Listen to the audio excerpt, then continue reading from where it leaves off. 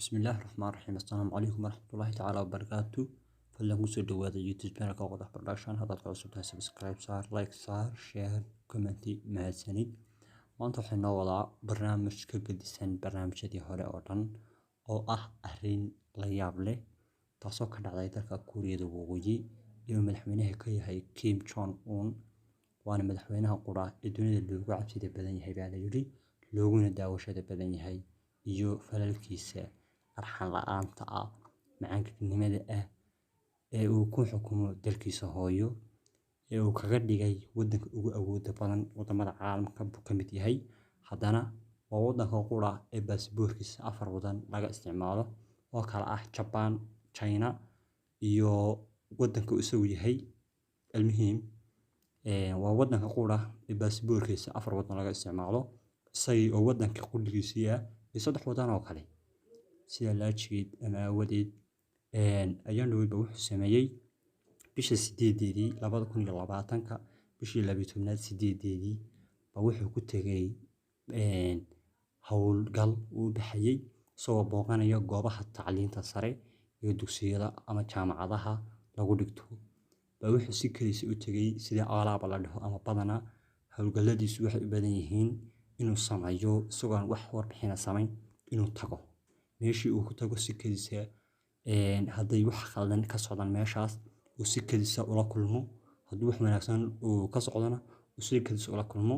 ma aha dadka warbixinta sii gudbiya qofkii xumaan ku jiray isagoo xumaantii wada u tagay halkaas uu qofka ku diray haddii qof wanaagsan aha wanaagsigoo wada uu la kulmo halkaas uu ku abaal marinaya oo uu dalacsinaya ama ku maamusaya astaan qaran inuu yahay qofkaas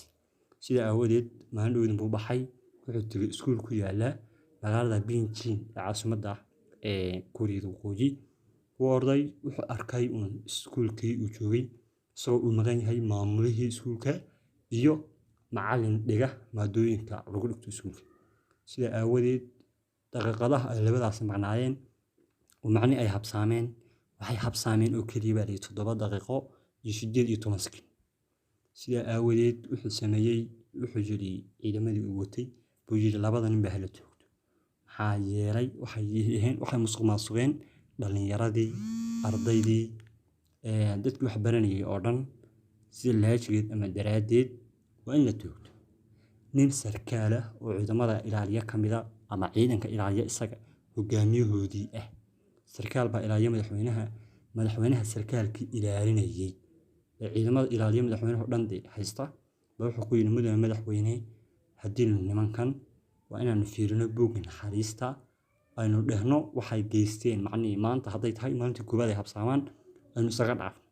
hadii laakiin soo noqdaan maalin labaadii qoorta aynu ka goyno ninka saa kula talinaya waxa weeyaan la taliyaha arrimaha bulshada iyo amniga waana ninka haysta ciidamada madaxtooyada ee Kuuriyada Waqooyi hay'adu yiri ninkii wuxuu yiri waxa ii soo jeedisay baan qaadanaya kadib wuxuu sameeyay madaxweynihii wuxuu ku yiri maanta idinku horeysay maamul iyo macallinkii ku yiri labadoodu waxa dhaheen marka isagoo inta kuma qancay madaxweynaha Kuuriyada Waqooyi wuxuu yiri hay'adu CC camera iskuulka halayshad way duni horumartay isagoo haysta hubku ama waxyaalaha isticmaalaan Kuuriya lagu sameeyo haddana qoto CC camera haddana wax walba oo wadanka yaala wadanku ba soo saara wax loo soo iibgeeyo dunida ay kibsan ma jirto xalay marka inuu maamulihii CC camera loo shido isla maamulihii maalin walba in badan dahay macallinkii in badan dahay waa la orday xalwi labada nin baa la toogtay labada nin baa la toogtay marka si fiirsatid ninkaas qodobadu irkanaya uu leeyahay dadkan ay khalad bay galeen waxa weeyaan koow waxa musuqmaasuqeen waqtigii iyo tacliinta dadka bari lahaayeen baan si fiican u barin iyagii baa noqday inay qaranka khiyaamayaan macallinku iyo maamuluhu sida awadeed wuxuu yiri waxa weeyaan nimanka soo horjeeda horumarka dalka dadka iyo jiritaanka wadanka labadaba sida awadeed waa in nolosha dhaafiyo fadlan ra'yigaagu aad ka qabtid ninka nin xamba min wanaagsan baa musuqmaasuqa wuxuu ku leeyahay wuxuu ka bilaabanayaa inaad iskuulka ka daahid adiga macallinka inaad iskuulka sikin ka daahid waa musuqmaasuq aad musuqmaasuqday naftaadii dalkaaga iyo dadkaaga waayo wuxuu yiri hadaad adigu khaldanto kuwa kaa dambeeyaan maalinta dambe jarayaan mustaqbalkii dalka iyo mustaqbalkooda shakhsiyaadba uu burburaya sida awood si aan u burburin dad aan waddankan u burburin oo aanay noqon dad jaahiliin ay isku soo hadhin dhalinyaraduna ay wax baran